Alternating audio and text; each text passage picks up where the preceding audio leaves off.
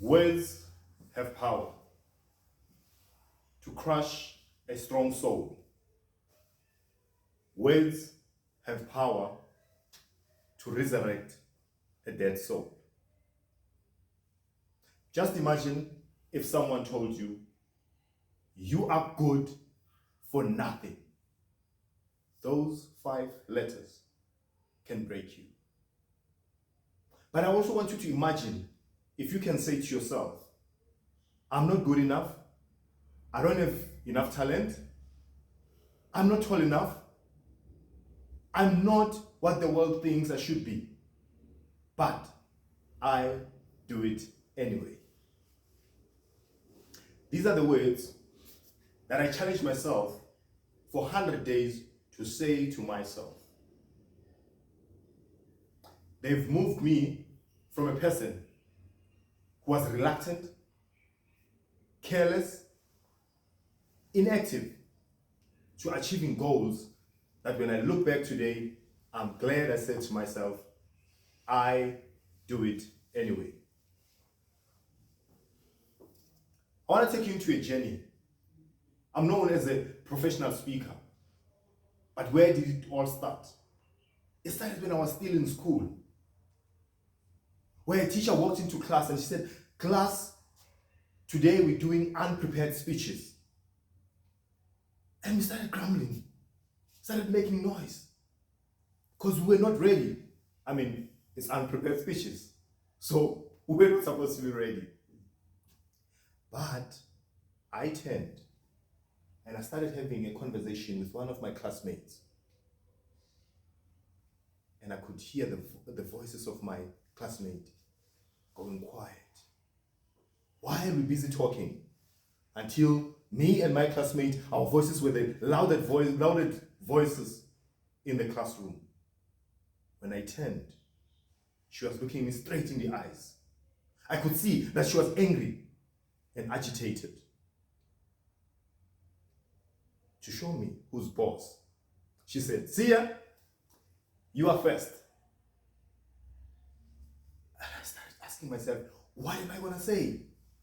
But from where I was, I said, I'll do it anyway. So as I walked to the whiteboard, I thought, let me be creative. And when I arrived at the whiteboard, I made a sound that sounded like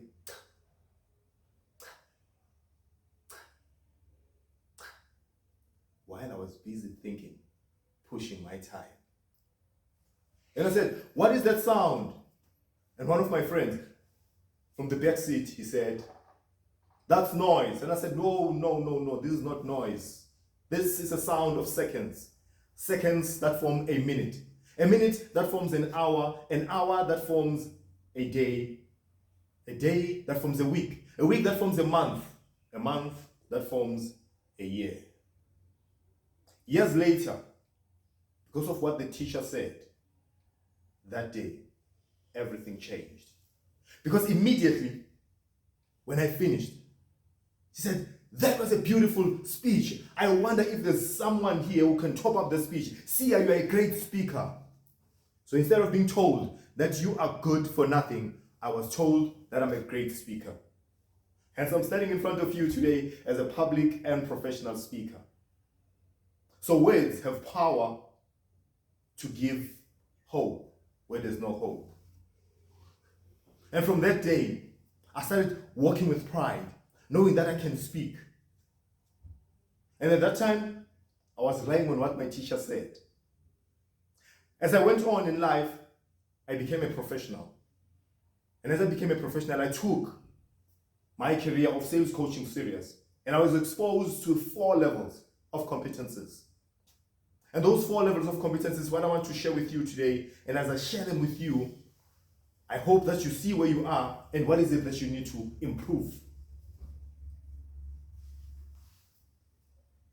So, to make sure that I move to the next level, I decided to start reading. So I read and I read and I read and I did a lot of research.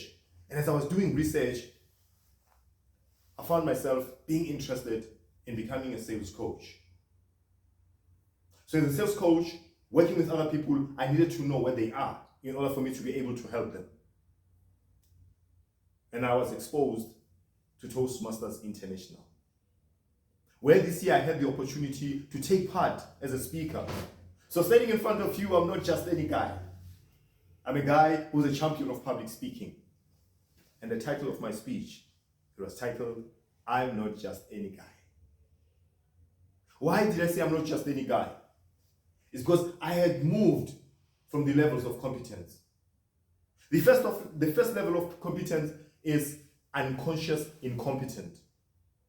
That simply means as much as the teacher told me that, Sia, you're a good speaker, I was still unconscious incompetent because I didn't know what I didn't know about public speaking. And the first day I was introduced to Toastmasters, I sat there.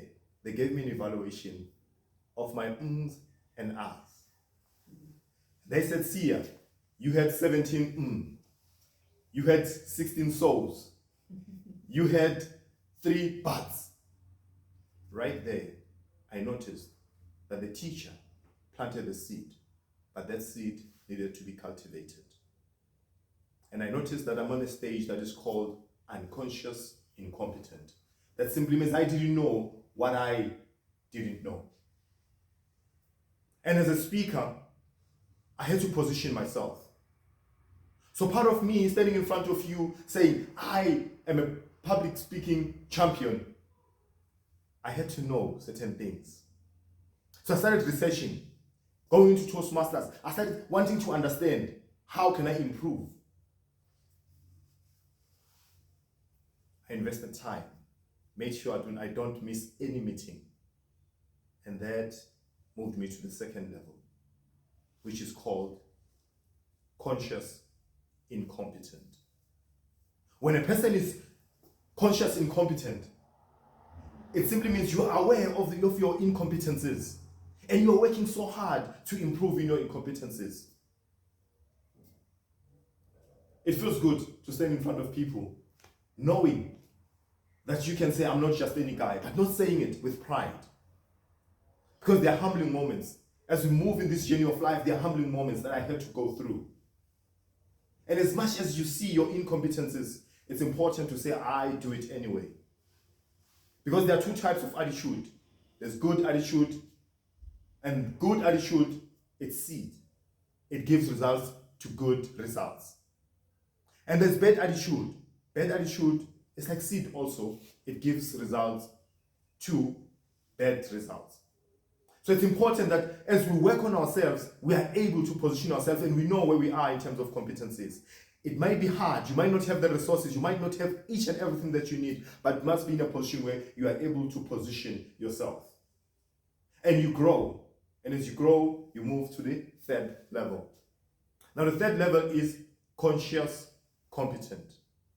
That simply means now you know what you're good at and you know what is it that you need to do in order for you to capture your audience or master each and everything that you do.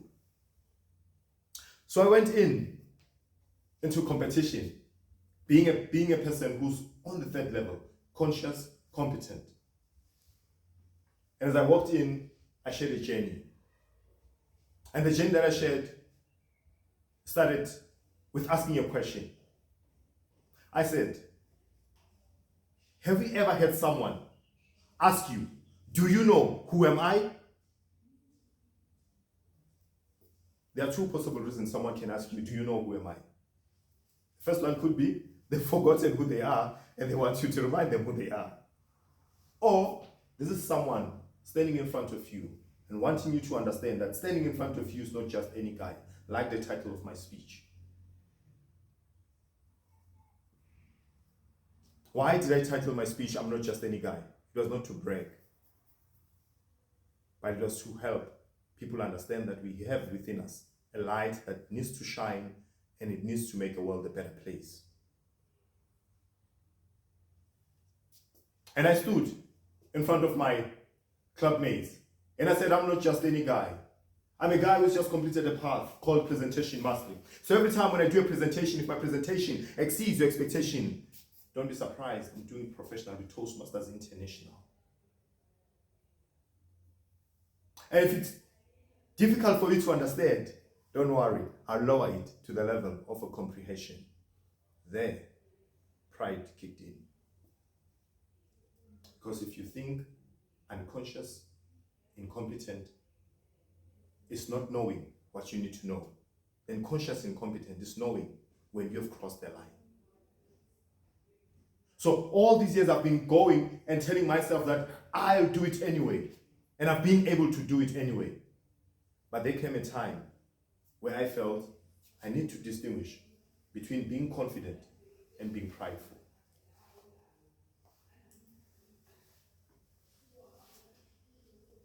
The last level is unconscious, competent. When you're at that level, you are no longer thinking about what you would need to do because you became a professional. But all this starts with planting a seed. A seed that when you plant it through acquiring knowledge from different levels, from different directions, so that you can become the better version of yourself. On my 100 days of unlocking the best version of self, I asked myself, who would I look like? How would I look if I was the best version of myself? And I started crafting that version, the best version of myself. And there are 3 C's that changed my life. And I came across those 3 C's from Denzel Washington. And he said, without courage, you'll never start.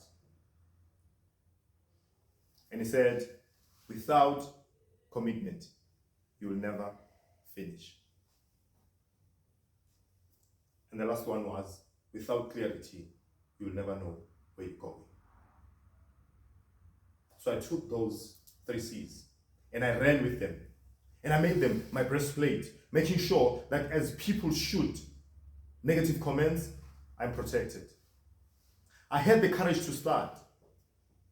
And since I had that courage to start, I was able to complete the 100 days. I was able to compete until I gathered the champion title. But there are certain things that I needed to do. And that was an advice that I received from a social media video, accompanied with the 3 C's. And that is a story that I would like to share with you. This is a story of a young traveler who traveled into distant land. And as he traveled to distant land, he found himself in need. And he walked into one family that they had their lights still on. And as he arrived there, he knocked on the door. They opened.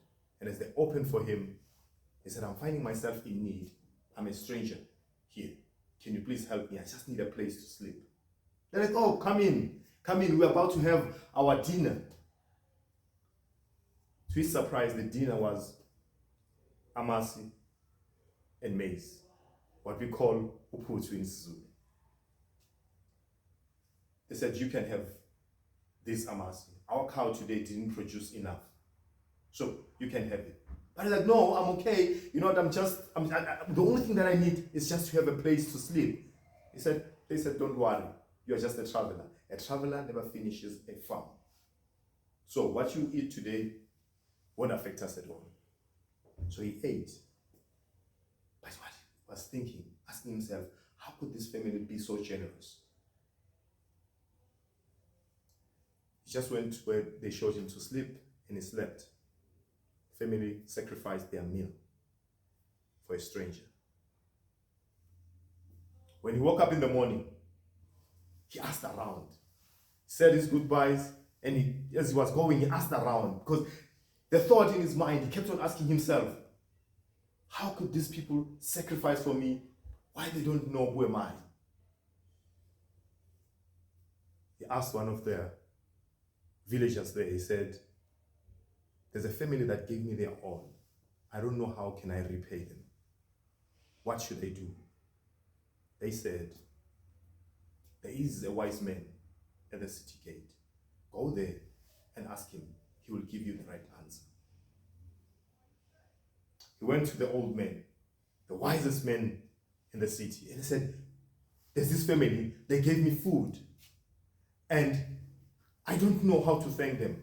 He said, oh, such and such family. He said, yeah. And said, I overheard that this family, they are living off cow milk on a daily basis. So they only eat milk. And they gave me their all. So by my observation, they sacrificed their all. I said, that's true. We all know that family. This is a family that won't allow others to go to sleep without eating anything, even if it means sacrificing their milk. So this family had a cow that they milk on a daily basis, and they would have milk for dinner every day. And they've been living like that for the past 10 years. So this was a conversation between the traveler and the wise man. And the wise man said, the greatest gift you can give these people is to kill their cow. The traveler was surprised. What do you mean? You just told me they live off that cow. How can you ask me to kill their cow? No, that's evil. He said, no, that's the best gift you can give them, to kill their cow. As I was listening to that story, I was so good and looking forward, how is it going to end? Little did I know that was an opportunity for me to turn my life around. So the traveler listened. He didn't understand, but he was told to go and kill the cow. He snuck back and slaughtered the cow, and he ran. And as he ran, the young daughter of the family walked into a cow because she heard a sound that was not a good sound. When she arrived, the cow was lying there, dripping with blood. And she called, Daddy, Daddy, our cow is brutally killed. The father came. Helplessly, he looked at the cow and he said, let's just cut it and sell it for meat. They cut it and they sold it for meat. 3 years later, the traveler came again. To his surprise, he saw a block of flats. He saw a butchery. He saw a bottle store. He saw a car wash.